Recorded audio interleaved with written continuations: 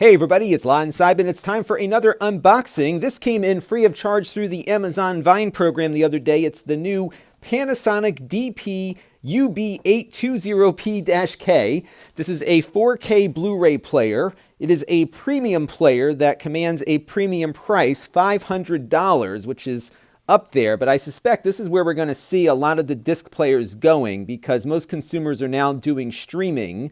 And I think the disc playback, especially at 4K, is going to be more of a premium experience. And I'm really predicting that we're going to see 4K Blu-ray be the laser disc of this era. So be prepared for these prices. Now, what is unique about this player is that it supports, as far as I know, all of the HDR standards that are out there. So you've got your regular HDR10, you have the HDR10 Plus, Dolby Vision, and I think there's a few others that this supports as well. So it's going to support any HDR standard that you might find on a disc, at least at the time I'm shooting this video. And apparently this player will automatically switch between them. The Sony player that I'm using now does not. So when you put it into Dolby Vision, it stays there, and you have to manually switch it out to get to other HDR modes or to turn it off completely. So this might be an advantage over that. But at $500, it is a premium price to pay for just having to avoid using menus to do some things here. So let's take it out of the box and take a look at what is inside. Now the player itself feels a lot more premium. The Sony that I looked at a little while ago was very much a commoditized kind of player. This one has some heft to it. So you have a door here that pulls down. This is where the disc goes in right here. I'm guessing this will probably pop down by itself when you hit the eject button. There is what looks like a single line display here that'll probably read off the time that you're into the video with. You've got a USB port here. You can plug in USB sticks to do music like FLAC files and other things. It does support lossless audio. You have a couple of controls here, a power switch and a on-off, and you can see me, hello, on there. Nothing on the bottom, of course. On the back, it's got a cooling fan, so we'll see how loud this thing is. I'm always nervous about devices with fans because they make noise, and in a home theater environment, you don't want noise. You've got a power input here. It looks like the power supply is integrated, which might be why it has to cool itself off. Now you've got two HDMI outputs here, and this is helpful because if you have an older home theater receiver, it may not work with the new DHCP standard for the HDCP standard that HDMI requires for the 4K output. So if your receiver doesn't support that, you can run the 4K into your TV with this plug here and then have audio go out to your receiver here. And it's good to have this so you don't have to buy a new home theater receiver if you're satisfied with the one that you have. If you do support the HDCP 2.2, I believe, standard, then you can have everything go through the receiver. The one I have upstairs does that, but it's nice to see that option to have the separate audio out for those that don't have that available. You've got another USB port here on the back. That's a USB 3 port. It's got a 100 megabit LAN port here, and because it's not gigabit, this might limit your ability to stream 4K Blu-ray movies over your network. And I think if that's your intent, get the cheaper player for the Dolby Vision stuff and then do like an NVIDIA Shield or something that has gigabit that can support higher bandwidth than what this one will.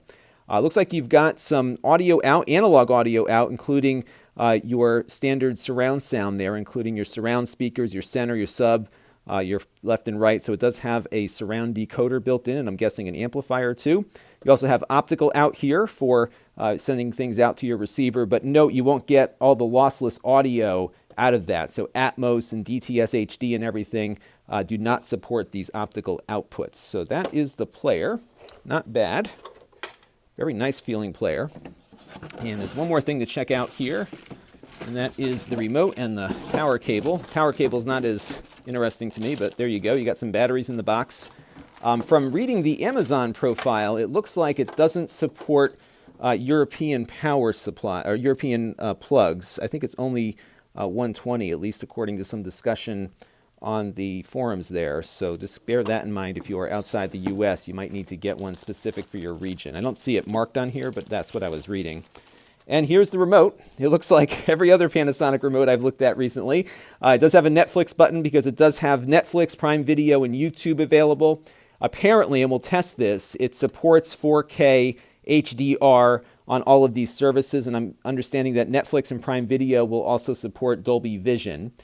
So we'll check that out. And there's a big HDR setting button here too, so we'll see how all of this works when we do my full review coming up soon on my main channel at lon.tv. The other thing, by the way, the player will do is down-convert HDR to SDR. So if you don't have an HDR-equipped TV but you want the resolution, it'll work with that as well, and we'll look at that again in the full review. So lots to come on this expensive Blu-ray player very shortly on my main channel at lon.tv. So stay tuned and let me know if there's anything specific you want to see in the review in the comment stream down below. This channel is brought to you by the lon.tv supporters, including gold-level supporters, the Four Guys with Quarters podcast, Chris Allegretta,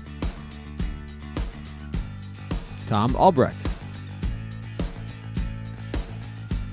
Mike Talbert, Brian Parker, and Kalyan Kumar.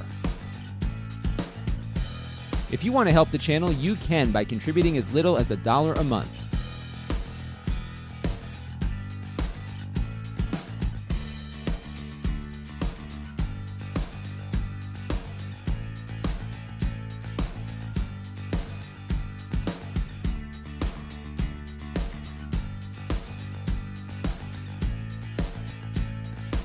Head over to lon.tv/support to learn more.